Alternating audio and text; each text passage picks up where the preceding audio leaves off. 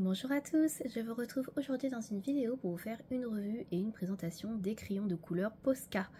Alors ça fait un petit moment que je les ai maintenant puisque je les ai eus à Noël et j'ai mis, comme vous le savez certainement, un peu de temps à les tester puisque je voulais vraiment prendre le temps de les tester sur différents papiers, de faire plusieurs coloriages avec pour vraiment avoir un ressenti et un avis assez définitif sur ces crayons avant de vous en parler.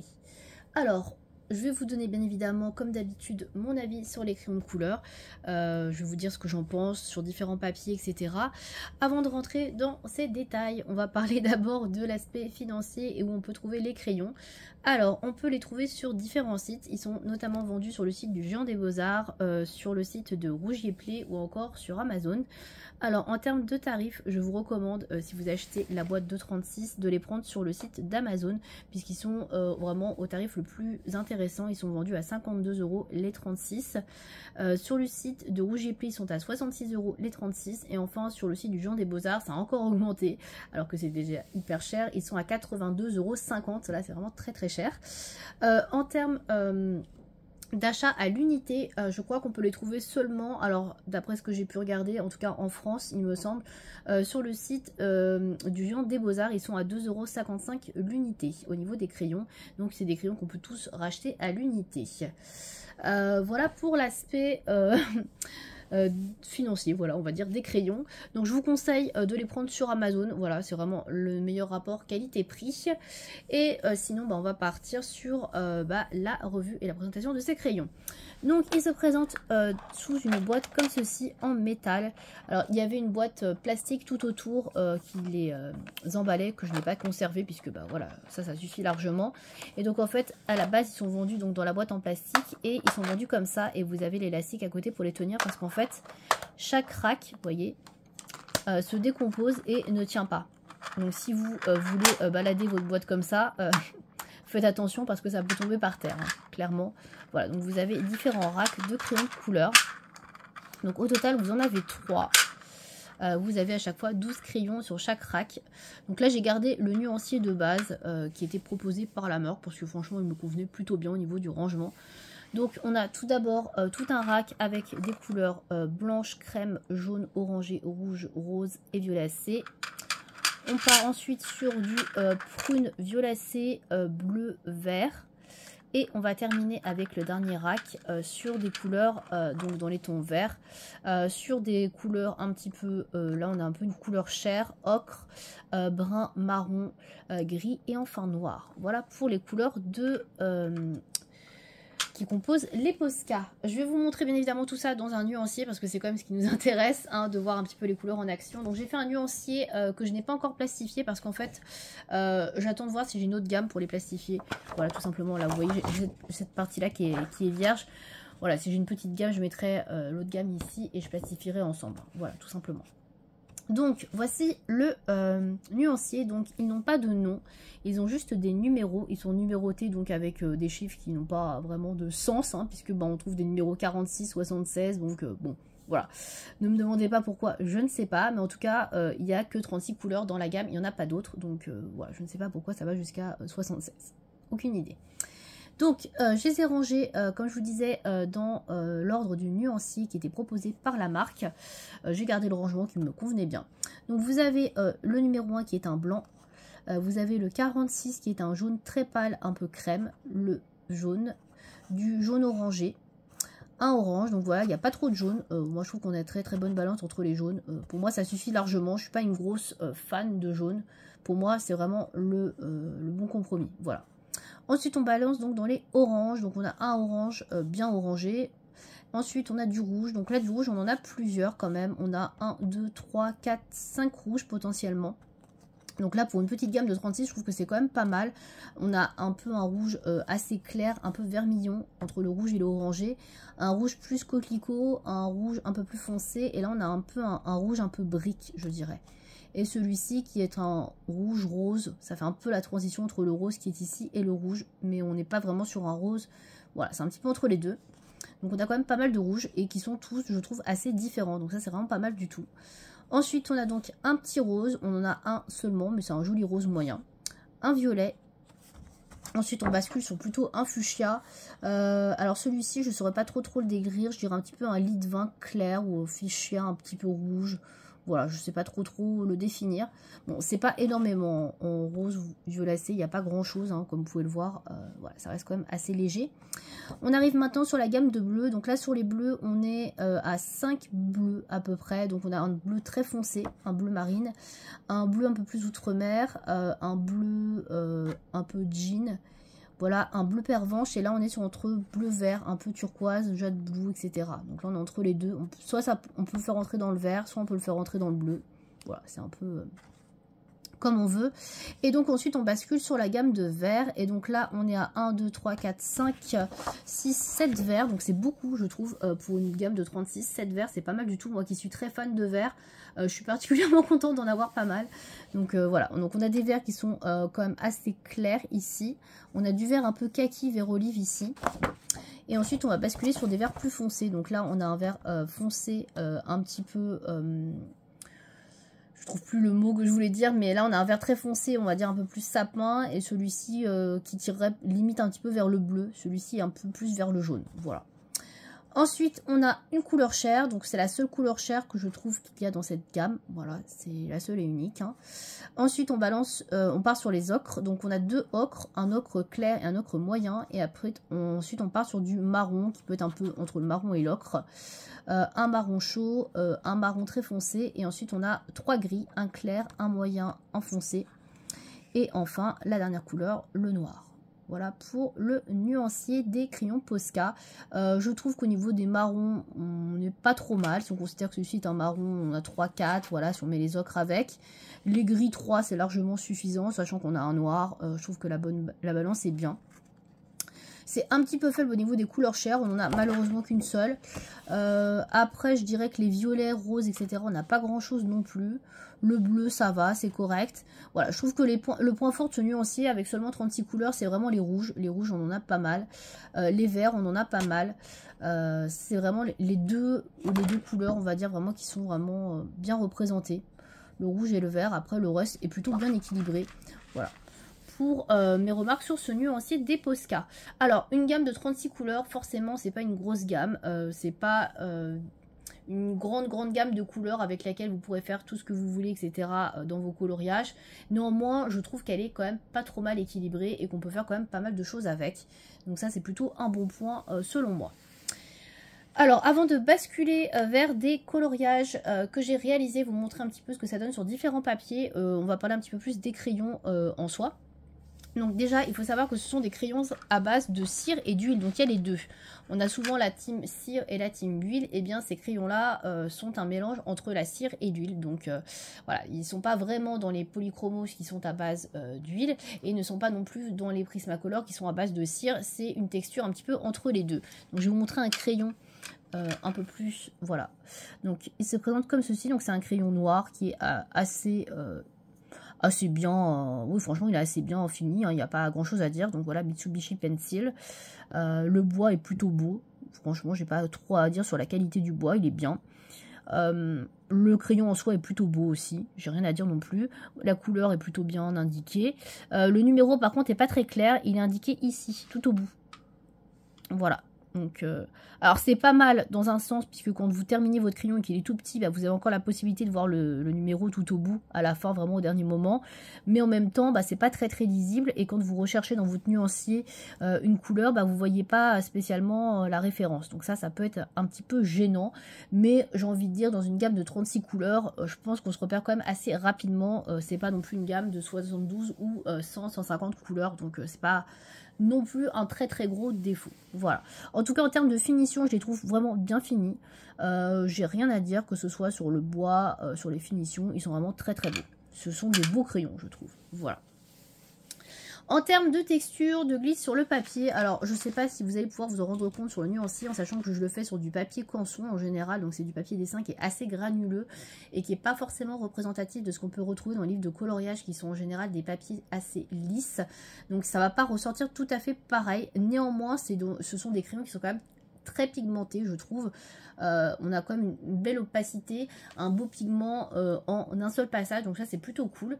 Ce sont des crayons qui glissent quand même plutôt bien sur le papier. On a vraiment un beau rendu, un beau pigment déposé en une seule couche seulement, donc ça c'est vraiment intéressant.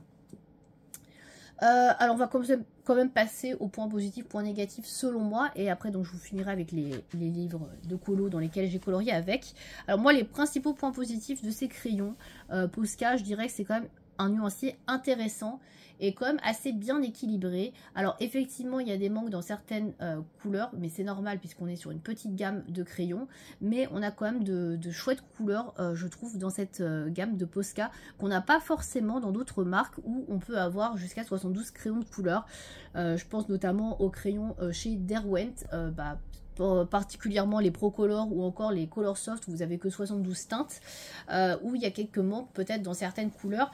Là je trouve qu'on est quand même sur une belle balance de couleurs, et notamment comme je vous disais par rapport aux couleurs vertes, on a quand même de chouettes couleurs vertes, et on a pas mal de choix au niveau des couleurs rouges, et je trouve que les couleurs rouges c'est quand même quelque chose qui pêche dans certaines marques, et que parfois si on a plusieurs teintes de rouge, on n'a pas des rouges qui sont très différenciants, et là je trouve qu'on a quand même de vrais rouges dans cette gamme là, et ça c'est vraiment cool, et je trouve qu'il faut aussi le noter. Voilà, c'est quand même un bon point à noter. Au niveau des points positifs, donc je dirais que c'est des crayons comme je vous disais qui sont très opaques, c'est des crayons qui sont vraiment très bien si vous voulez faire des aplats avec. Moi je les trouve très bien pour ça. J'ai beaucoup utilisé notamment le noir qui est ici, puisqu'à la base j'avais acheté un noir à l'unité et un blanc à l'unité, et le noir il est quasiment fini, hein, il est dans mon rallonge crayon, je vais vous le montrer, il est vraiment tout petit, vous voyez. Je l'ai quasiment terminé, vous voyez on voit toujours le numéro, le 24. Et voilà, je l'ai beaucoup utilisé lui parce que c'est un noir extrêmement intense, et ça c'est vraiment le point fort de cette gamme. Si vous cherchez un très bon noir, je trouve que celui-là est excellent. J'aime beaucoup le noir des drawings parce qu'il est bien gras, qu'il est bien intense, mais je trouve que celui-ci est beaucoup plus précis, comme il est moins gras que le drawing par exemple, et que pour faire des zones bien délimitées, etc., faire des ombrages, il est vraiment très bien. J'adore ce crayon noir, pour moi c'est un de mes préférés, si ce n'est mon préféré en ce moment, parce que voilà, je trouve qu'il est vraiment très bien, très opaque, il est précis, voilà, il est vraiment très bien. Franchement je vous le conseille si vous voulez tester juste un ou deux crayons Posca. Le noir pour moi c'est vraiment un must have, je regrette pas du tout de l'avoir acheté. J'ai un backup de noir et j'ai encore le noir qui est dans la boîte là, tellement je l'aime, donc voilà, très clairement je vous le recommande. Voilà, j'avais également acheté un blanc au tout début pour tester, et pareil, le blanc est pas mal, je le trouve quand même moins bien que le blanc des drawings, mais c'est un blanc qui marque bien aussi, donc il peut être pas mal intéressant aussi si vous voulez tester un blanc de bonne qualité, que vous n'avez pas forcément envie d'acheter un Derwent Drawing. Celui-là peut être pas mal, même si je préfère encore mon Derwent Drawing qui je trouve blend mieux les couleurs. Voilà.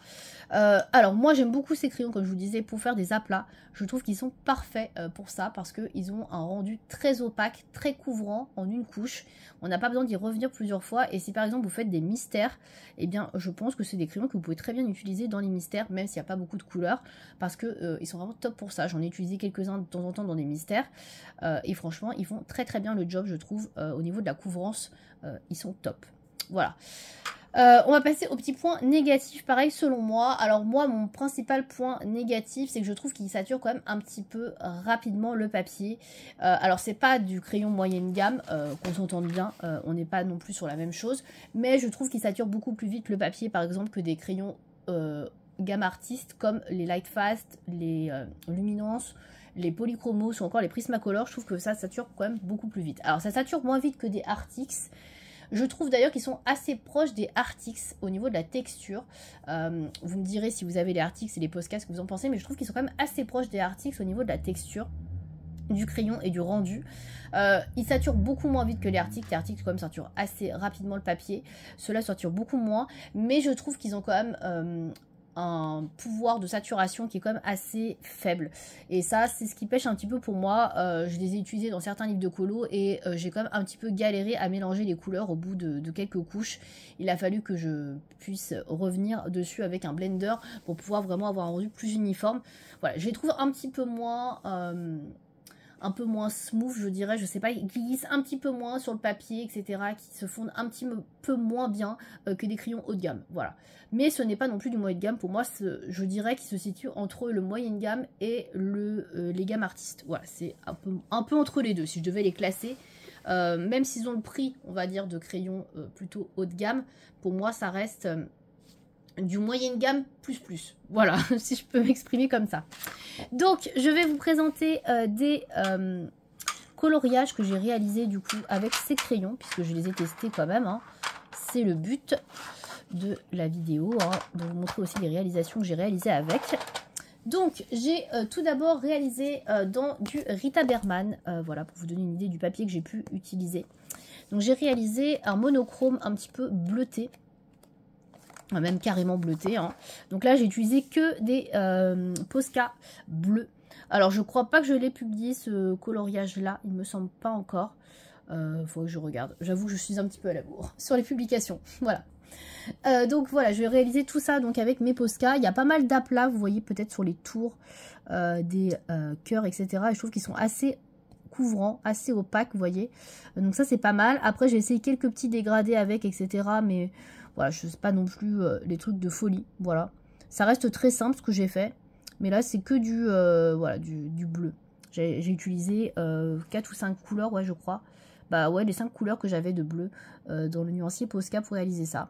Voilà, donc ça glisse pas mal sur le papier, mais c'est pas non plus voilà, incroyable. Voilà pour celui-ci. Ensuite, je les ai utilisés sur du papier Gibbs Smith, donc édition Gibbs Smith, donc là en l'occurrence dans le Twilight Garden de Maria Troll. Donc j'avais réalisé un coloriage qu'on a fait avec Colorange pour le Lilange Garden en début d'année. Donc j'avais réalisé ce coloriage là tout au Posca, je vais vous montrer sans la pochette. Hop, voilà, je pense que vous verrez mieux. Voilà, et donc tout a été réalisé au Posca, je n'ai absolument utilisé aucun autre crayon. Voilà, tout a été réalisé avec eux. Donc j'ai fait différents verts, vous voyez, il y a quand même une belle palette de verts, on peut faire des choses bien différentes avec, donc ça c'est hyper intéressant. Et vous voyez les roses, pareil, j'ai varié un petit peu les différents types de roses qu'on avait. J'ai mélangé avec du blanc, etc. J'ai mis le beige, un peu la couleur chair. Un peu de marron, voilà, donc j'ai tout réalisé, donc ça passe plutôt bien, mais vous voyez après c'est un coloriage très simple, il n'y a pas énormément d'éléments, donc pour des illustrations il n'y a pas beaucoup d'éléments, je pense que ça peut être des crayons qu'on peut utiliser sans aucun problème, vous voyez là ça pose pas de souci. Si j'avais dû faire l'illustration d'à côté, celle-là, bon c'est un petit peu débordé en plus, c'est une autre histoire, si j'avais dû faire celle-ci au Posca, là je me serais sentie beaucoup trop limitée. Il y a beaucoup trop d'éléments. Mais vous voyez une page un peu papier peint simple avec quelques éléments comme celle que je viens de vous montrer. Réalisée au Posca, ça se fait très très bien. Voilà. Petit coloriage simple avec des Posca. Voilà, vous prenez pas la tête. Prenez votre petite boîte de 36, ça se fait super bien pour un petit colo comme ça. Donc vous voyez, les dégradés sont pas mal. Franchement, j'ai pas trop de soucis. Je trouve que les dégradés sont pas mal.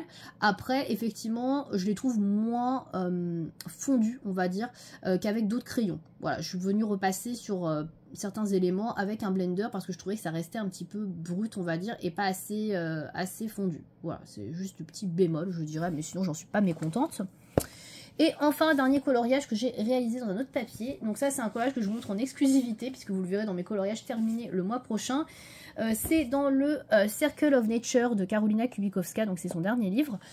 Et donc c'est un autre papier que je n'avais jamais testé en plus. Donc j'ai réalisé ce coloriage-ci, voilà, ce soleil. Et donc en fait, je suis partie sur une base de crayon aquarellable pour le soleil. Et en fait, je suis venue retravailler tout au crayon Posca. Et ça se travaille très très bien, franchement, retravailler avec des crayons Posca sur une base d'aquarelle, ça se passe vraiment bien. Donc là, j'ai notamment travaillé avec du jaune et du orangé, vous vous en doutez. Les feuilles, par contre, je les ai toutes faites au crayon, il n'y avait pas de base. Voilà, pareil, je trouve que ça se passe bien aussi. Donc j'ai un peu foncé avec le crayon noir des Posca qui est ici. Et j'ai peut-être un peu éclairci aussi de temps en temps avec le crayon blanc toujours des Posca. Et franchement, le rendu est pas mal. Et pareil, avec une palette de couleurs réduite, là on a que du jaune orangé pratiquement, ça fonctionne plutôt bien. Voilà, je trouve que ça marche plutôt bien.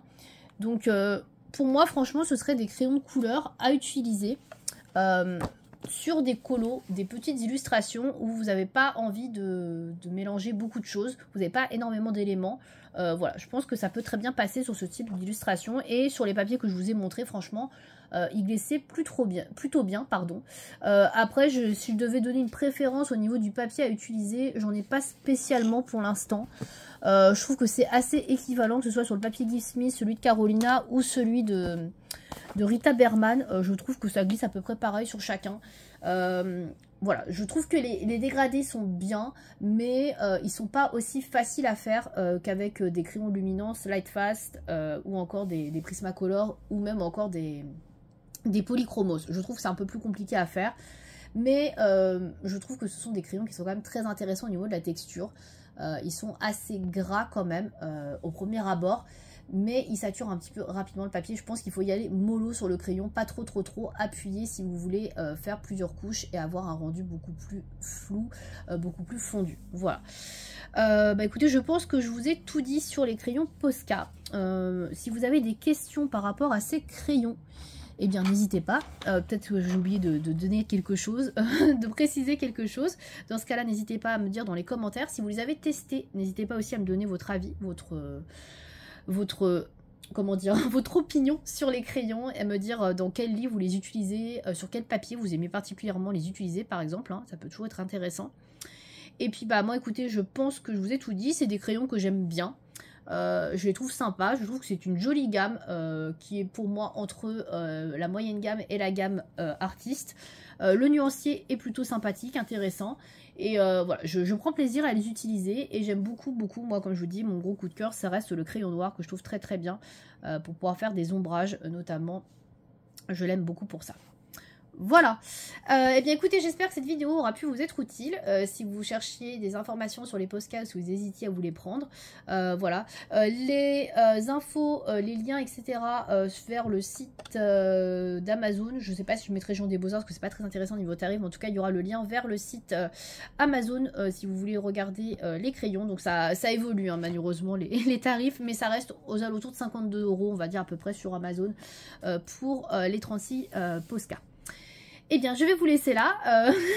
J'ai assez parlé. Merci encore de m'avoir regardé. Et je vous dis à bientôt pour une prochaine vidéo.